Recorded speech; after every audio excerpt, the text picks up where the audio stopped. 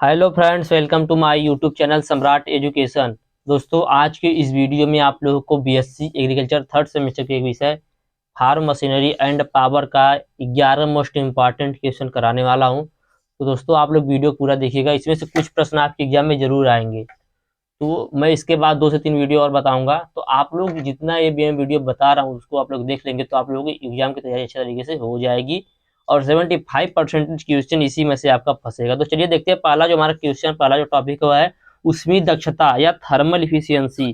तो सिलेंडर में उत्पन्न लाभदायक कार्य और उसमें प्रयोग हुए ईंधन के ताप मूल्य के अनुपात को ही उसमें दक्षता या थर्मल इफिशियंसी कहते हैं।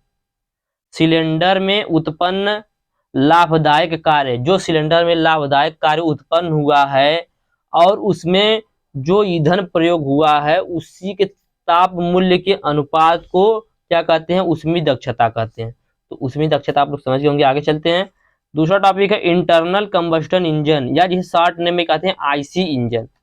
आईसी इंजन इसे हिंदी में कहते हैं अंतर्दहन इंजन। क्या कहते हैं इसको हिंदी में? अंतर्दहन इंजन। तो इंटरनल कंबस्टन इंजन क्या होता है?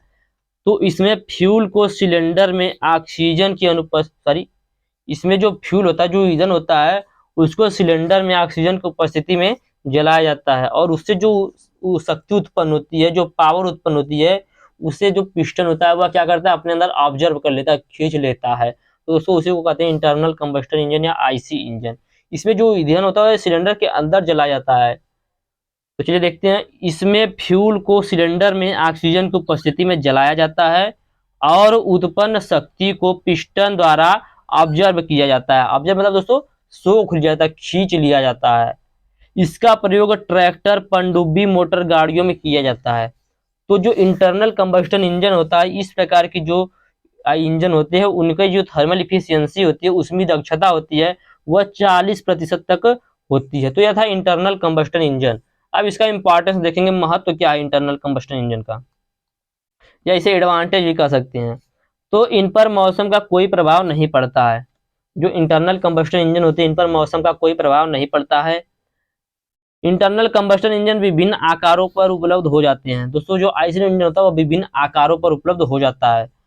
कार्य न करने पर इसमें कोई खर्च नहीं पड़ता। आईसी इंजन में कार्य न करने पर कोई खर्च नहीं पड़ता है। अगला पॉइंट है, कृषि के लगभग सभी कार्य के लिए यूजफुल होता है। जो आईसी इंजन होता है वह कृषि के लगभग सभी कार्यों के लिए यूजफुल होता है। अगला पॉइंट है, ऑपरेटिंग कॉस्ट कम होती है। इसकी जो दोस्तों ऑपरेटिंग कॉस्ट होती है, जिसको खर्च होता है दोस्तों, इसको बनवाने में जो खर्च आता है वह कम आता है। अगला पॉइंट है, प्रत्येक मशीन जिसमें डीजल, पेट्रोल आदि ईंधन उपयोग किए जाते हैं उसमें आईसी इंजन लगा होता है, परंतु दहन सिलेंडर इंजन के अंदर होता है। तो क्या बताया जा रहा है दोस्तों, जो भी मशीन होते हैं जो डीजल या पेट्रोल ईंधन से चलते हैं उनमें जो आईसी इंजन लगा होता है, उनमें क्या होता है दोस्तों, आईसी इंजन लगा होता है, लेकिन दहन सिलेंडर के अंदर ही होता है। तो यह था दोस्तों आईसी इंजन का महत्व या लाभ। आगे देखते हैं एक्सटर्नल कंबस्टन इंजन। हमने आईसी इंजन देखा, अब दोस्तों ईसी इंजन देखेंगे। तो एक्सटर्नल कंबस्टन इंजन, जिसे शॉर्ट नेम में कहते हैं ईसी इंजन। तो यह क्या होता है, इसमें दोस्तों जो फ्यूल होता है ना उसको इंजन के बाहर जलाया जाता है, और जो आईसी इंजन होता है उसको उसमें फ्यूल को इंजन और सिलेंडर के अंदर जलाया जाता है। ईसी इंजन इंजन को सॉरी ईंधन को सिलेंडर के बाहर जलाया जाता है और उसमें से जो गैस निकलती है दोस्तों उसे सिलेंडर के अंदर भेजा जाता है, फिर उससे दबाव पैदा होता है, उसी दबाव को पिस्टन को ढकेल कर कार्य कराया जाता है। तो चलिए देखते हैं ईसी इंजन क्या होता है। तो इसमें फ्यूल को इंजन के बाहर जलाया जाता है और फिर उत्पन्न गैस को सिलेंडर में भेजा जाता है। इसी इंजन में क्या किया जाता है, फ्यूल को इंजन के बाहर जलाया जाता है और फिर उत्पन्न गैस को सिलेंडर में भेजा जाता है, जिससे दबाव के द्वारा पिस्टन को धकेल कर कार्य किया जाता है। जिससे दबाव के द्वारा पिस्टन को ढकेल कर क्या किया जाता है, कार्य किया जाता है। जैसे स्टीम इंजन हो गया दोस्तों, ये सब क्या है, ये सब एक्सटर्नल कंबशन इंजन है। यह दोस्तों एक्सटर्नल कंबशन इंजन जो होती है इसकी जो थर्मल इफिशियंसी होती है उसमें ऊर्जा होती है वह 15 से 20% तक होती है। कितना होती है दोस्तों, 15 से 20%। इसी इंजन की थर्मल इफिशियंसी 15 से 20% तक होती है। आगे चलते हैं, देखेंगे प्रक्षेत्र शक्ति के स्रोत। प्रक्षेत्र शक्ति के स्रोत दोस्तों फार्म पावर जो है उसके कौन कौन से स्रोत हैं? तो भू परिष्करण, बुआई, दोस्तों एग्जाम पूछा गया क्वेश्चन है सब, तो आप लोग जरूर इसको देखिएगा। तो भू परिष्करण हो गया, बुआई, अंतर कृषि क्रियाएं, कटाई, ढुलाई, मड़ाई, ओसाई, सिंचाई, चारा काटना, गन्ना पेराई, पीसना, रुई धुनना आदि दोस्तों क्या है? प्रक्षेत्र कृषि के स्रोत हैं। तो क्वेश्चन था दोस्तों कि उत्तर प्रदेश में प्रक्षेत्र कृषि के क्या क्या स्रोत हैं? तो यही दोस्तों प्रक्षेत्र कृषि के स्रोत है, चाहे उत्तर प्रदेश हो चाहे मध्य प्रदेश हो। तो प्रक्षेत्र कृषि के स्रोत कौन कौन से? भू परिष्करण, बुआई, अंतर कृषि क्रिया, कटाई, ढुलाई, मड़ाई, ओसाई, सिंचाई, चारा काटना, गन्ना पेराई, पीसना, रुई धुनना आदि। दोस्तों प्रक्षेत्र शक्ति अलग होता है, और जो आपका फार्म पावर, जो फार्म पावर भी प्रक्षेत्र शक्ति को ही कहते हैं, लेकिन जिसमें जो आपका ह्यूमन पावर है, एनिमल पावर, वो सब दोस्तों अलग बात है। लेकिन यहाँ पे कुछ अलग बात पूछा है, प्रक्षेत्र शक्ति में सॉरी प्रक्षेत्र शक्ति में प्रयोग होने वाले स्रोत लिखिए। आगे चलते हैं। वाल्व टाइमिंग आरेख, यह भी दोस्तों एग्जाम पूछा गया क्वेश्चन था महात्मा गांधी काशी विद्यापीठ के। तो वाल्व टाइमिंग आरेख क्या होता है? वाल्व टाइमिंग डायग्राम भी लिख के आ सकता है एग्जाम में हिंदी में भी। तो यह क्या होता है? यह दोस्तों वाल्व टाइमिंग आरेख जो होता है यह 360 डिग्री का आंकड़ा होता है, जो इंजन चक्र में जो दोस्तों टीडीसी से बीडीसी तक पिस्टन गति करता है उसी का दोस्तों प्रतिनिधित्व करता है, जो डिग्री में उसको मापता है, और इंजन को, वाल्व को खुलने और बंद होने को इस डिग्री के अनुसार नियंत्रित किया जाता है। तो चलिए देखते हैं क्या होता है वाल्व टाइमिंग आरेख। वाल्व टाइमिंग आरेख में 360 डिग्री का आंकड़ा शामिल होता है। वाल्व टाइमिंग आरेख में क्या होता है? 360 डिग्री का आंकड़ा शामिल होता है, जो इंजन चक्र के सभी स्ट्रोकों में टीडीसी से बीडीसी तक पिस्टन की गति का प्रतिनिधित्व करता है। जो इंजन चक्र के सभी स्ट्रोकों में टीडीसी से बीडीसी तक पिस्टन की गति का प्रतिनिधित्व करता है, जिसे डिग्री में मापा जाता है। जिसे किसमें मापा जाता है दोस्तों? डिग्री में। और यह वाल्व खुलने और बंद होने को इन डिग्री के अनुसार नियंत्रित किया जाता है। तो दोस्तों यह वाल्व टाइमिंग आरेख होता है। तो वाल्व टाइमिंग आरेख यदि हम पूछे तो क्या बताएंगे कि वाल्व टाइमिंग आरेख एक 360 डिग्री का आंकड़ा होता है, जिसमें या जो इंजन चक्र के सभी स्ट्रोकों में टीडीसी से बीडीसी तक पिस्टन की गति का प्रतिनिधित्व करता है, जिसको डिग्री में मापा जाता है, और वाल्व खुलने और बंद होने को इन डिग्री के अनुसार नियंत्रित किया जाता है। तो उसी को वाल्व टाइमिंग आरेख कहते हैं। आगे चलते हैं। सीड ड्रिल, सीड ड्रिल क्या होता है? आप सभी लोग जानते होंगे सीड ड्रिल क्या होता है। सीड का मतलब दोस्तों बीज, ड्रिल का मतलब समझ लीजिए बुआई करना, जमीन के अंदर बुआई करना, वही दोस्तों सीड ड्रिल कहते हैं। तो सीड ड्रिल क्या होता है? सीड ड्रिल एक आधुनिक कृषि यंत्र है। सीड ड्रिल क्या है? एक आधुनिक कृषि यंत्र है। इसे ट्रैक्टर के साथ जोड़कर चलाया जाता है। सीड ड्रिल को ट्रैक्टर के साथ जोड़कर चलाया जाता है। इस मशीन की सहायता से कम समय में आसानी से बीज की बुआई की जा सकती है। सीड ड्रिल मशीन से आप आवश्यकता के अनुसार लाइन से लाइन की दूरी, बीज से बीज की दूरी, गहराई तय कर सकते हैं। तो दोस्तों यदि सीड ड्रिल दे दिया एग्जाम में तो आप क्या लिखेंगे? सीड ड्रिल एक आधुनिक कृषि यंत्र है जिसे ट्रैक्टर के साथ जोड़कर चलाया जाता है। इस मशीन की सहायता से कम समय में आसानी से बीज की बुआई की जा सकती है। सीड ड्रिल मशीन से आप आवश्यकता के अनुसार लाइन से लाइन की दूरी, बीज से बीज की दूरी और जो बीज की गहराई उसको तय कर सकते हैं। तो यह हो गया दोस्तों सीड ड्रिल। एग्जाम क्वेश्चन पूछा था कि सीड ड्रिल क्या होता है, सीड ड्रिल के प्रमुख भाग लिखिए। तो इसका प्रमुख भाग भी देख लेते हैं। तो इसका प्रमुख भाग कुल 6 होते हैं दोस्तों। इसे 6 पार्ट होते हैं कुल सीड ड्रिल में। पहला होता है फ्रेम, दूसरा होता है सीड बॉक्स, तीसरा होता है बीज पैमाइश तंत्र, चौथा होता है फरो ओपनर्स, पांचवा होता है दोस्तों क्वारिंग डिवाइस, और छठवां होता है ट्रांसपोर्ट व्हील। तो दोस्तों यह 6 कुल पार्ट होते हैं किसके? सीड ड्रिल के। मैं इनके कार्य भी आगे बताऊंगा, या तो आप लोग अपने से भी पढ़ लीजिएगा, क्योंकि अभी आगे और क्वेश्चन इंपॉर्टेंट मैं आप लोग बता दूं, इसको आप लोग पढ़ लीजिएगा अपने से, नहीं तो हो सकता है कि मैं बता दूं अगले वीडियो में। तो सीड ड्रिल के प्रमुख कितने भाग होते हैं? 6। कौन कौन से? फ्रेम, सीड बॉक्स, बीज पैमाइश तंत्र, furrow openers, covering device, transport wheel. तो उम्मीद करते हैं आप लोग इसके पार्ट जो है समझ गए होंगे। अब चलिए देखते हैं ट्रैक्टर के विभेदक के कार्य। डिफरेंशियल दोस्तों जो ट्रैक्टर में होता है, या दोस्तों जो गाड़ियां होती हैं, ऑटोमोबाइल होती हैं, उनमें डिफरेंशियल का क्या कार्य होता है। तो बहुत इंपॉर्टेंट है दोस्तों। इसमें ट्रैक्टर में पूछा था, तो ट्रैक्टर में होगा वही कि जो ट्रैक्टर का आगे का पहिया छोटा होता है, पीछे का पहिया बड़ा होता है, तो दोनों को मैनेज करके चलाने के लिए डिफरेंशियल का यूज किया जाता है। डिफरेंशियल का मतलब, डिफरेंस से ही आप लोग समझ रहे होंगे कि कुछ अंतर दोस्तों। यदि जैसे मान लीजिए आपकी गाड़ी ऐसे यदि सीधे चलेगी तो उसमें जो दोनों पहिए लगे हैं वो दोनों समान गति से चलेंगे, लेकिन यदि आप उसको टर्न कहीं पे करते हैं, यदि दोनों पहिए समान गति में चलेंगे तो आप लोगों का गाड़ी टर्न नहीं होगा, और होगा तो उससे खतरा हो सकता है। जिसमें दोस्तों डिफरेंशियल जो होता है, जब गाड़ी को हम लोग टर्न करते हैं तो एक पहिए की गति को कम कर देता है और एक पहिए की गति समान रहती है। तो चलिए देखते हैं डिफरेंशियल होता क्या है। डिफरेंशियल एक मैकेनिकल डिवाइस है, इसे हिंदी में विभेदक कहते हैं। तो डिफरेंशियल क्या है? एक मैकेनिकल डिवाइस है। डिफरेंशियल ऑटोमोबाइल में दो रियर व्हील को सामने सॉरी डिफरेंशियल ऑटोमोबाइल में दो रियर व्हील को समान गति पर रोटेट होने की अनुमति देता है। जो डिफरेंशियल ऑटोमोबाइल होता है, तो इसमें दोस्तों जो दो रियर व्हील होते हैं उनको समान गति पर रोटेट होने की अनुमति कौन देता है? Differential. Differential system automobile industry में महत्वपूर्ण खोज है। इंडस्ट्रियल सॉरी जो डिफरेंशियल सिस्टम है वह ऑटोमोबाइल इंडस्ट्री में क्या है? बहुत महत्वपूर्ण खोज है। जब किसी ऑटोमोबाइल के रियर व्हील को टर्न लेते हैं तब ये दोनों व्हील का स्पीड चेंज कर देता है, एक का स्पीड ज्यादा कर देगा या एक का कम कर देगा, या दोनों की स्पीड कम कर देगा। तो दोस्तों उसी डिफरेंशियल क्या होता है? डिफरेंशियल का मतलब दोस्तों कि आपकी जो गाड़ी होती है, आपका जो ट्रैक्टर होता है, ट्रैक्टर में दोस्तों एक पहिया बड़ा होता है, एक पहिया छोटा होता है। तो यदि डिफरेंशियल नहीं होता तो जो ट्रैक्टर हमारा वह सही से नहीं चल पाता। तो यही होता है डिफरेंशियल। डिफरेंशियल दोस्तों क्या होता है? जो हमारी गाड़ी होती है उसको टर्न होने में हेल्प करता है, सीधे चलने में हेल्प करता है। चलिए आगे देखते हैं। अगला क्वेश्चन दोस्तों, पिस्टन का कार्य। पिस्टन का क्या कार्य होता है?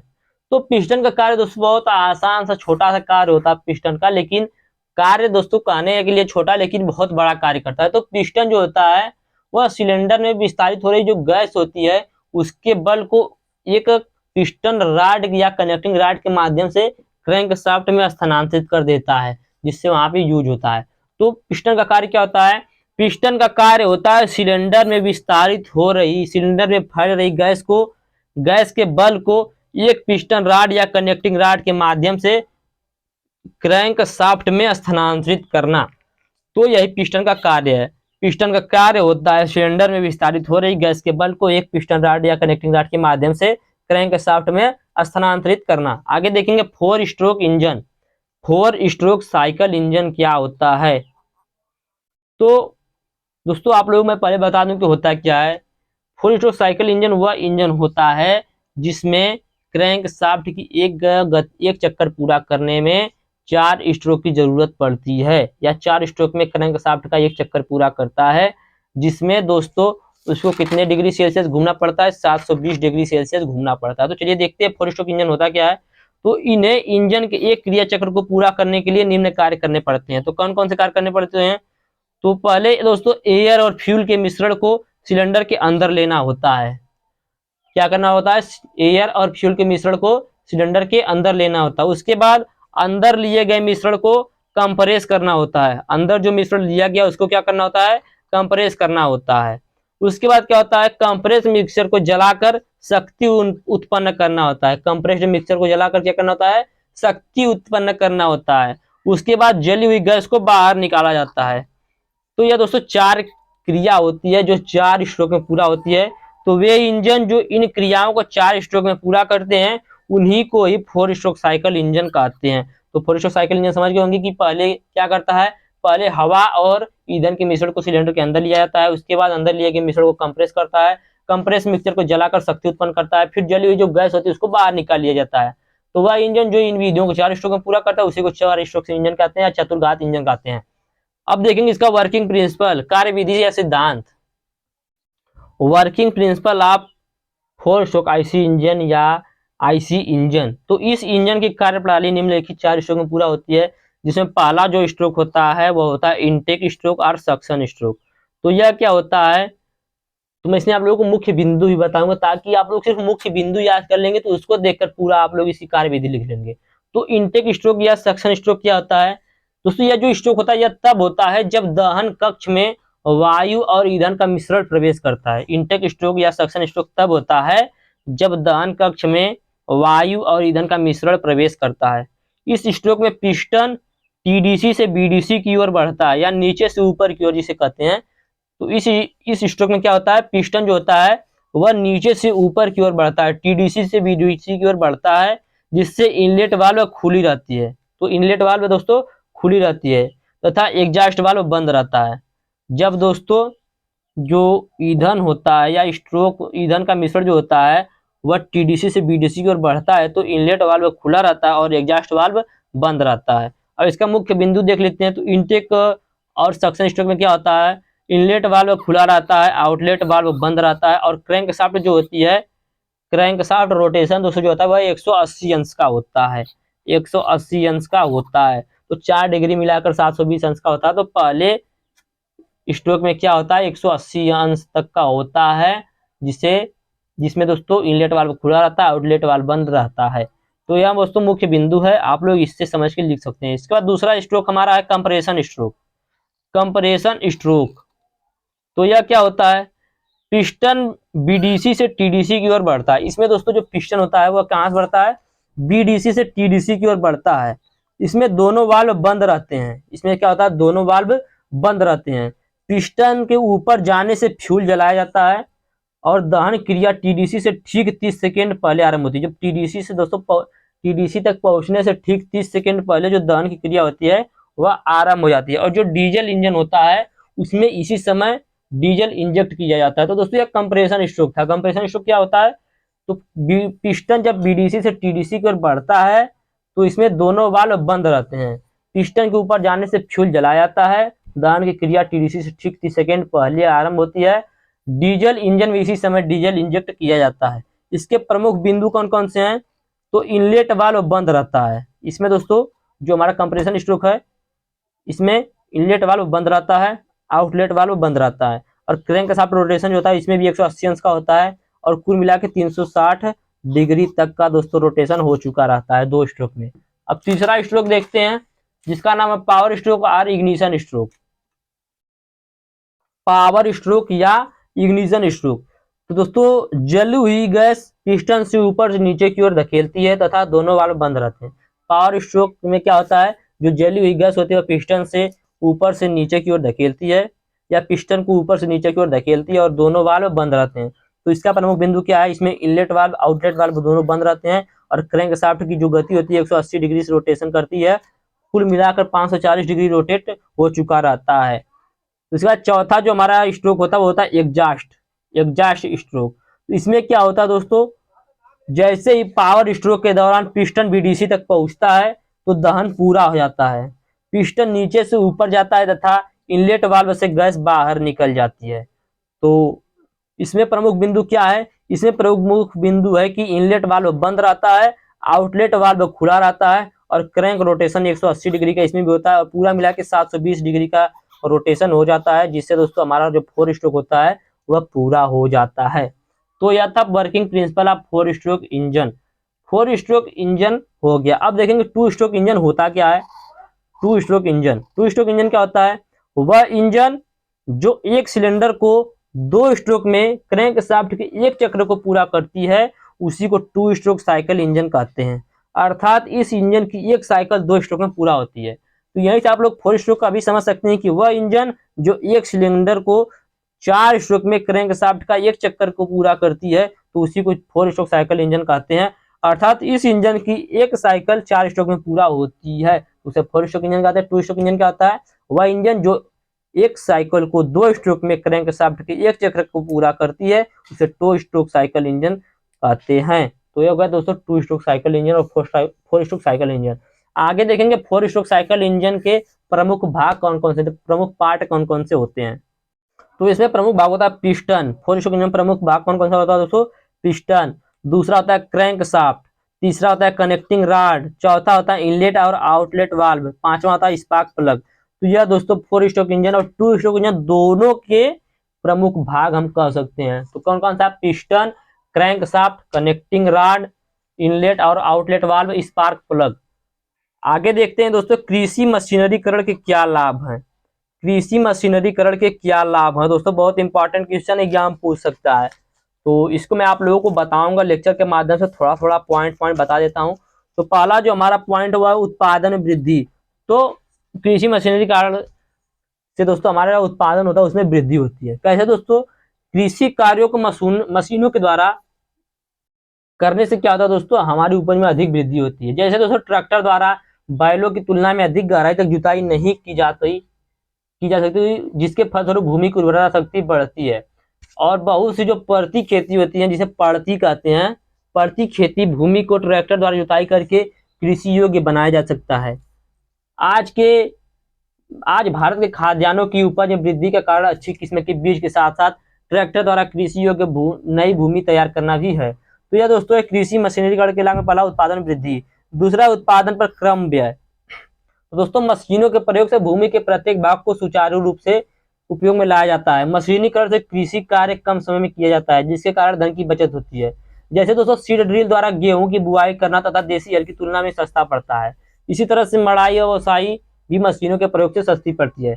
तीसरा पॉइंट हमारा है समय की बचत। समय की बचत कैसे होती है, जब दोस्तों मशीन से हम लोग कार्य करते हैं तो मशीन जो है कार्य जल्दी जल्दी कर देती है। तो मशीनों की कार्य क्षमता अधिक होने के कारण मशीनों के द्वारा किए जाने वाले कृषि कार्य भी कम समय में ही समाप्त हो जाते हैं। इस प्रकार समय की बचत होती है। समय प्रत्येक व्यवसाय में अपना अलग ही महत्व रखता है। मशीनों के प्रयोग से कृषि उत्पादन में उपयुक्त समय पर बाजार में लाकर उचित भाव भी प्राप्त कर सकते हैं। इसके साथ ही साथ जब कृषि का अधिकतर कार्य बैलों द्वारा किया जाता है तो हम देखते हैं कि कृषि का काफी समय बैल को चारा खिलाने आदि में भी नष्ट हो जाता है। तो दोस्तों कहने का मतलब यह है कि हम यदि मशीन का प्रयोग करेंगे तो हमारा कार्य वह जल्दी से हो जाएगा। हम जल्दी से बुआई कर लेंगे, जल्दी से उसकी दोस्तों जुताई कर देंगे। उसके बाद फसल कटने के बाद जल्दी से हम जाके उसको बेच भी सकते हैं। यदि हम लोग पहले पशुओं से खेती करते थे तो दोस्तों पशु को खिलाने के लिए एक व्यक्ति को रहना पड़ता था। तो यह दोस्तों समय की बचत। अगला है कम श्रम की आवश्यकता। तो मशीनों के द्वारा दोस्तों हम लोग जब काम करते हैं तो वहाँ पे कम श्रम लगता है। दोस्तों हमारे भारत में मजदूर की समस्या नहीं, परंतु मशीनीकरण से किसान का कम समय में अधिक कृषि कर सकता है। किसान जो दोस्तों वह कम समय में अधिक कृषि कर सकता है। जैसे दोस्तों यदि 1 हेक्टेयर गेहूं काटना हो तो गेहूं काटने के लिए हमें कई व्यक्तियों की आवश्यकता पड़ती है। लेकिन यदि हम कंबाइन के प्रयोग से गेहूं काटेंगे तो एक ही व्यक्ति और 1 हेक्टेयर गेहूं को दोस्तों कुछ घंटे या कुछ मिनट में ही काट सकता है। 40 से 45 मिनट में दोस्तों काट देगा। अगला पॉइंट हमारा है प्रारंभिक ऊंचे भाव की प्राप्ति। क्या दोस्तों, प्रारंभिक ऊंचे भाव की प्राप्ति। तो प्रत्येक वस्तु का मूल्य उसकी बाजार की मांग और पूर्ति के सिद्धांत पर ही निर्भर करती है। तो जब सभी कार्य मनुष्य व पशु के द्वारा किए जाते थे तो सब साधारणतः यह देखा जाता था कि दोस्तों सभी का जो फसल वो एक ही साथ उत्पन्न होता था, एक ही साथ पैदा होता था, तो सब लोग एक ही साथ बेचने के लिए जाते थे। जिससे दोस्तों आप लोगों ने मांग का नियम पढ़ा होगा कि दोस्तों जब वस्तु की कीमत बढ़ती है तो मांग घटती है, जब वस्तु की कीमत घटती है तो दोस्तों मांग बढ़ती है। तो उसी प्रकार दोस्तों जब वस्तु ज्यादा आ जाएगा, ज्यादा लोग अपना अनाज लेकर जाएंगे तो उसका जो भाव होगा वह दोस्तों कम हो जाएगा। तो जिसकी वजह से आप लोगों को अच्छा रेट नहीं मिल पाएगा। लेकिन यदि दोस्तों हम लोग मशीन से खेती करेंगे तो सबसे पहले अपना फसल उत्पादन करके जाके यदि मार्केट में बेचेंगे तो उससे हमें अच्छा पैसा मिलेगा। तो यही दोस्तों था प्रारंभिक ऊंचे भाव की प्राप्ति। अगला दोस्तों अनावश्यक व्यय की बचत। तो अनावश्यक व्यय की बचत हम कैसे करते हैं, तो वर्षा ऋतु व कुछ अन्य दिनों में यह देखा जाता है कि पशु जो है दोस्तों, हमारे जो पशु होते थे पहले, पशु द्वारा जब खेती की जाती थी तो वो हमारे फार्म पर ही उपस्थित रहते हैं और हमें उस समय उनसे कोई कार्य नहीं होता, लेकिन फिर भी हमें उनको चारा खिलाना पड़ता है। और दोस्तों उनके लिए एक व्यक्ति को रहना पड़ता है उनको खिलाने के लिए, देखने ताकने के लिए। तो यह दोस्तों अनावश्यक व्यय होता है जिससे हम मशीनों के द्वारा बचत कर सकते हैं। अगला है कार्य क्षमता में वृद्धि। तो कार्य क्षमता में वृद्धि कैसे होती है, मशीन के प्रयोग से किसान कम समय में कम परिश्रम से अधिक कार्य कर सकता है, जिसके परिणाम यह होता है कि उत्पादन भी बढ़ता है और कार्य क्षमता भी बढ़ती है। अगला पॉइंट है औरतों का अलगाव। तो दोस्तों आप लोग देखते होंगे पहले के जमाने में जब सब लोग खेती करने जाते थे तो उनके साथ औरतें भी जाती थी खेत में कार्य करने के लिए, जिसके फलस्वरूप घर के काम में भी पूर्ण रुचि के साथ संपन्न नहीं हो पाता था।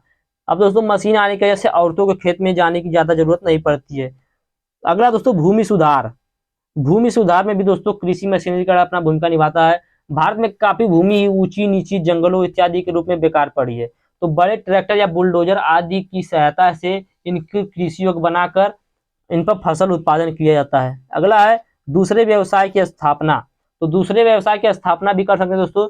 ट्रैक्टर इत्यादि बड़ी मशीनों से कृषक अपना कार्य करने के पश्चात फालतू समय में उन्हें दूसरे व्यक्तियों के यहाँ चलाकर अतिरिक्त आय कर सकता है। दोस्तों आपने जेसीबी लिया, आपने ट्रैक्टर लिया है, तो आपके पास ट्रैक्टर है, तो आपके गांव बहुत लोगों के पास ट्रैक्टर नहीं होगा, तो आप उनकी जुताई करके कुछ पैसा भी कमा सकते हैं। अगला है गहरी जड़ वाले खरपतवारों को उखाड़ना। तो दोस्तों हम मशीन से, जो ट्रैक्टर होते हैं आदि जो बड़ी मशीन होते हैं, उनसे हम जो गहरे जड़ वाली खरपतवार होते हैं उनको सरलता पूर्वक उखाड़ कर नष्ट कर सकते हैं। अगला पॉइंट है जोखिम में कमी होना। तो जोखिम में कमी कैसे होगा? हमारे देश में कृषि के सभी कार्य पशु शक्ति से संपन्न होने के कारण फसलों का जो कुछ भाग होता है वह वर्षा, ओले इत्यादि से नष्ट हो जाता है। तो मशीनों के प्रयोग से उन्हें उचित समय में उठाकर नष्ट होने से बचाया जा सकता है। अगला पॉइंट है जीवन स्तर में सुधार।